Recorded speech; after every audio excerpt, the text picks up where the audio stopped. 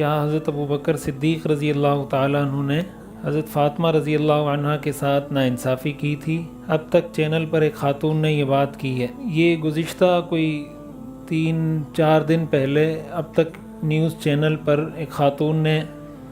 یہ گستاخی حضرت ابوبکر صدیق رضی اللہ تعالیٰ عنہ کی شان میں کی ہے۔ اس خاتون نے اپنے پروگرام کے اندر یہ بات کی ہے معاذ اللہ کہ حضرت انصاف تو کہیں بھی نہیں ملتا، حضرت فاطمہ کو انصاف نہیں ملا تھا، اس طرح کی بات کی ہے۔ تو اس پر تو الحمدللہ ہمارے ساتھیوں نے سوشل میڈیا پر بھی بات کی، پیمرا کے دفتر بھی ایک ساتھی گئے، انہوں نے وہاں بھی شکایت درج کروائی اور پیمرا نے ان کو نوٹس بھی جاری کر دیا ہے چینل کو، اور وہ اس پر معافی بھی مانگیں گے اور جو بھی اس کا قانونی پروسیجر ہوگا وہ تو کیا جائے گا۔ لیکن یہ ایک بات جو تاریخی اور علمی بات ہے، اس کو بھی سمجھنا چاہیے۔ جو مغالطہ پیدا کیا جاتا ہے لوگوں کے ذہن میں، حضور علیہ الصلاۃ والسلام کی حدیث ہے، صحیح بخاری کی حدیث ہے، حضور علیہ الصلاۃ والسلام نے یہ فرمایا لا نورث ما ترکناہ صدقہ، کہ ہم انبیاء کی جماعت میراث چھوڑ کر نہیں جاتے، ہم نے جو کچھ چھوڑ دیا وہ سب صدقہ ہے۔ یہ صحیح بخاری کی حدیث ہے۔ حضور علیہ الصلاۃ والسلام کے پاس کچھ زمینیں تھیں جن زمینوں سے آپ کا گزر و بسر، آپ اپنے جو شب و روز گزارتے تھے، اپنا خرچہ آپ ان کی انکم سے چلاتے تھے۔ فدق کی زمین تھی، خیبر کی زمین تھی، اور کچھ زمینیں تھیں حضور علیہ الصلاۃ والسلام کی ذاتی ملکیت میں۔ حضور علیہ الصلاۃ والسلام کا جب وصال ہوا تو حضرت فاطمہ رضی اللہ تعالیٰ عنہ حضرت ابوبکر صدیق رضی اللہ تعالیٰ عنہ کے پاس تشریف لائی، اور انہوں نے جس طرح میراث تقسیم ہوتی ہے، انہوں نے کہا کہ ہمارے والد کی جو میراث ہے وہ آپ تقسیم کر دیں ہمارے اندر۔ تو یہ جو معاملہ ہے نا کہ بسا اوقات ایک حدیث ایسی ہوتی ہے کہ وہ کسی صحابی کو پہنچی ہوتی ہے، کسی صحابی کو نہیں پہنچی ہوتی، یعنی ایسا ضروری نہیں ہے کہ ہر حدیث ہر صحابی تک پہنچی ہوئی ہو۔ حضور علیہ الصلاۃ والسلام نے ایک بات کسی ایک صحابی کی موجودگی میں کی تو ان کو پتہ چل گئی، دوسرے صحابی موجود نہیں تھے، ان کو یا کسی نے پہنچائی تو پہنچ گئی، نہیں پہنچائی تو نہیں پہنچی۔ تو حضرت ابوبکر صدیق رضی اللہ تعالیٰ عنہ نے فرمایا کہ میں نے خود حضور علیہ الصلاۃ والسلام سے یہ بات سنی ہے کہ انبیاء میراث چھوڑ کر نہیں جاتے، لہٰذا جو چیز حضور علیہ الصلاۃ والسلام چھوڑ کر گئے ہیں اس میں سے تمام اہل بیت کو ان کا حصہ دیا جائے گا، ان کا جو خرچہ ہے وہ خرچہ ان کو مستقل اسی میراث میں سے دیا جائے گا، لیکن اس کی جو ملکیت ہے وہ کسی کو نہیں دی جائے گی۔ اس کی وجہ یہ ہے کہ حضور علیہ الصلاۃ والسلام نے یہ فرمایا۔ تو حضرت ابوبکر صدیق رضی اللہ تعالیٰ عنہ نے یہ فیصلہ فرمایا کہ یہ جو زمین ہے فدق کی یا خیبر کی یا جو بھی حضور علیہ الصلاۃ والسلام کی زمینیں تھیں، کہ اس سے حضور علیہ الصلاۃ والسلام کے جتنے ورثہ ہیں، جتنے اہل بیت ہیں، ان سب کو ان کی میراث کے بقدر حصہ ملتا رہے گا، کہ آپ کی بیٹی کا کیا حصہ ہے، آپ کی ازواج مطہرات کا کیا حصہ ہے۔ اور اسی اعتبار سے حضرت ابوبکر نے تقسیم کی، اور پھر یہ تقسیم اسی طرح حضرت عمر رضی اللہ تعالیٰ عنہ نے کی، پھر یہی تقسیم اسی طرح حضرت عثمان رضی اللہ تعالیٰ عنہ نے کی، پھر یہی تقسیم اسی طرح خود حضرت علی رضی اللہ تعالیٰ عنہ نے کی، پھر یہی تقسیم اسی طرح بالکل حضرت حسن رضی اللہ تعالیٰ عنہ نے کی۔ یعنی یہ وہ طریقہ کار ہے جس پر ان تمام جو خلفاء ہیں 5، حضرت ابوبکر صدیق، حضرت عمر فاروق، حضرت عثمان، حضرت علی، اور حضرت علی کے بعد حضرت حسن رضی اللہ تعالیٰ عنہ کی خلافت رہی ہے 6 مہینے، ان تمام حضرات نے اس ترتیب کو اسی طرح جاری رکھا ہے۔ ایسا نہیں ہو سکتا تھا کہ حضرت ابوبکر صدیق رضی اللہ تعالیٰ عنہ معاذ اللہ کوئی غلط فیصلہ کرتے اور اس پر حضرت عمر بھی خاموش رہتے، حضرت علی بھی خاموش رہتے، حضرت حسن بھی خاموش رہتے۔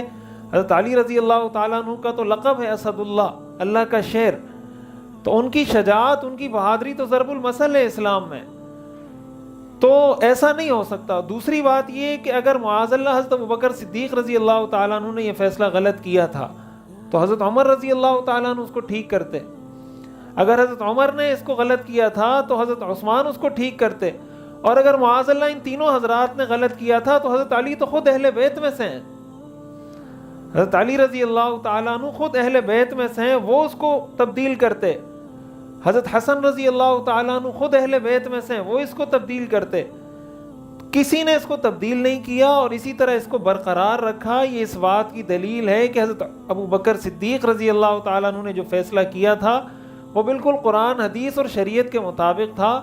اور معاذ اللہ اس کو یہ تعبیر دینا کہ انہوں نے ان کو انصاف نہیں دیا یا معاذ اللہ ان کو ان کا حق نہیں دیا، یہ بالکل جاہلانہ بات ہے.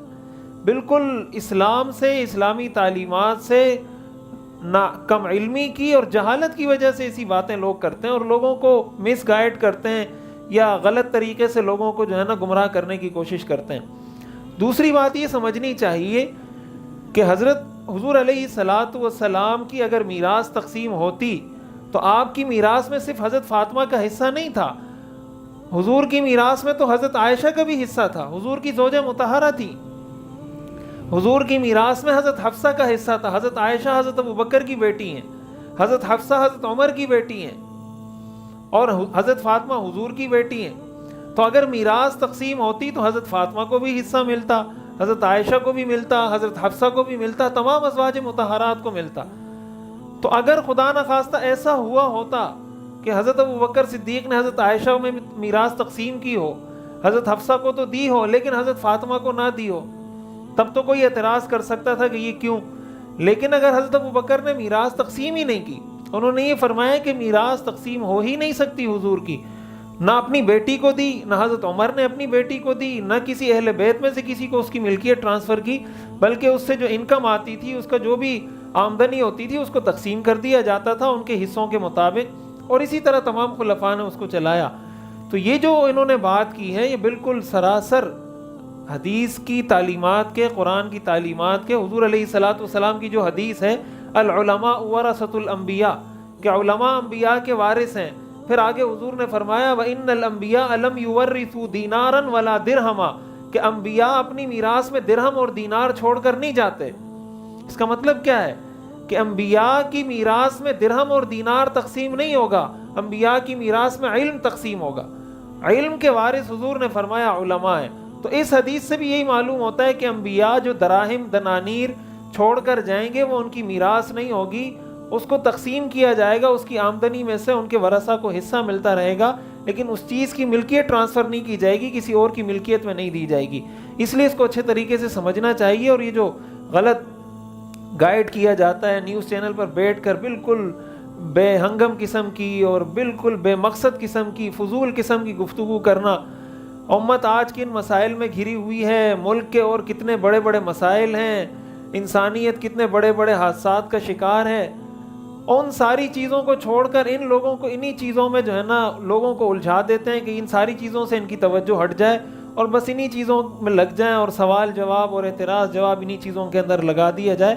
ظاہر ہے یہ نہ دین کی خدمت کر رہے ہیں، نہ ملک کی خدمت کر رہے ہیں، نہ انسانیت کی خدمت کر رہے ہیں. نقصان ہی نقصان ہے، انسانیت کا بھی نقصان ہے، اسلام کا بھی نقصان ہے، ملک کا بھی نقصان ہے، قوم کا بھی نقصان ہے. ایسے لوگوں سے جو ہمارے نوجوان نسل ہے، چاہے وہ کسی بھی فرقے سے تعلق رکھتی ہے، ان کو اعلان برات کرنا چاہیے ان سے